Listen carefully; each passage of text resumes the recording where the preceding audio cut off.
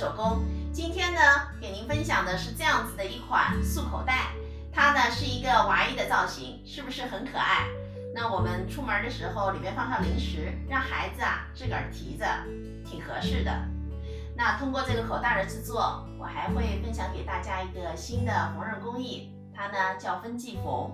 如果家里没有锁边机，这样的缝纫工艺呢是很合适的。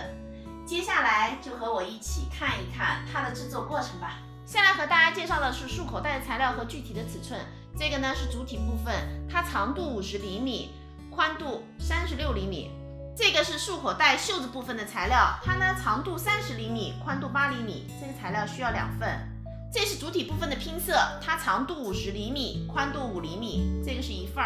束口袋呢还需要一些花边做装饰用，还有一根抽绳。接下来呢我们就可以开始制作了。首先呢我们在主体的中心线上做上花边和拼色。我们先把花边搁上，然后这个呢是拼色，那两边这样子烫进一个缝缝，搁在中心线上，这样子车一条，这样子车一条。主体的拼色和花边车好了，接下来我们做袖子部分。这个呢是袖子的材料，我们把它搁在这儿，这儿车10厘米，这个缝缝的宽度是1.5厘米，我们这样子车一条线，10厘米的线车好了。现在呢我们把这边和这条线对齐，对齐以后和这边一样我们也车10厘米的线，缝缝1.5厘米。这边10厘米的线也车好了，那袖子的部分呢就连接在了主体上。我用同样的方法把这边也做好了。那接下来呢我们要进行一个熨烫。首先呢我们把缝缝向里窝，两边都一样把它熨烫平整。这是刚才缝上的10厘米，这儿呢没有缝上，但我们熨烫还是一样的两边向里窝，把它烫平。那么这一条都这样子熨烫处理，这边呢也是一样的。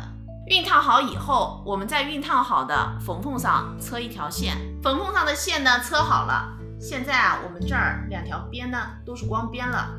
接下来呢我们做袖子的这个两侧，我们离这条线3厘米的地方2厘米不车，这儿呢一会儿要做抽绳轨道的，那其他呢都车上。车的缝缝呢是1.5厘米，这条线车好了。现在我们跟这儿熨烫的方法一样，折叠2次进行熨烫，然后车呢就和刚才一样，这儿2厘米不车，其他的都车上。侧边的2条线呢车好了。那在这儿呢和大家解释一下今天咱们处理毛边的这个方法呢叫分季缝。那它缝纫好以后，在正面会有这样子的2道明线。现在呢我们把材料翻到正面我们把材料翻到了正面，这里呢是底部的对折线。现在我们向里折叠6厘米，然后这儿车一条，这儿车一条，我们把这个口子给封上。那这边呢也是一样的，侧边的口子封上了。接下来我们处理的是袋口的位置，在袋口我们需要折出轨道来。第一次往下折叠1厘米，第二次折叠2厘米，整个折叠好以后，我们在这个位置整个车一圈，一圈抽绳轨道呢车好了。我呢把丝带也装上了，这儿呢我钉了2颗装饰扣，那整个抽绳口袋呢就制作完成了。这期视频内容就是这些了。如果您喜欢我的视频内容，请您点击加关注，咱们下期再见。